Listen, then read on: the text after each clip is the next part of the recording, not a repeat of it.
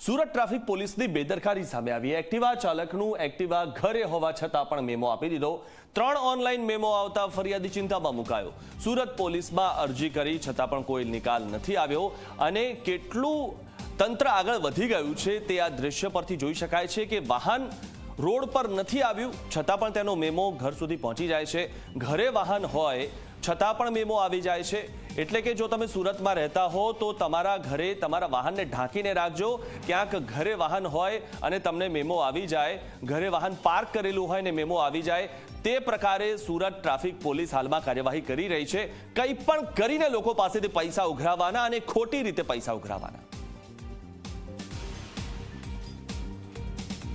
अभी तक 3 मेमो आए और मैं घर पे बैठा था तो मेरे पास मेमो आए थे। तो मैंने देखा कि भाई दो दिन पहले तो मैं घर पे ही था और अभी भी मैं घर पे ही था।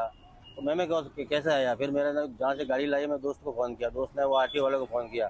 फिर मैंने दोस्त को बोला तू फ़ोटो मंगा, तो उसने फिर वो आरटीओ वाले से बात करके फ़ोटो मंगाए और फ़ोटो मंगाए। मेरे को दोस्त ने बोला कि ये तुम्हारा कोई जान पहचान वाला है, कोई सगा संबंधी वाला कोई लेकर गया एक्टिवा।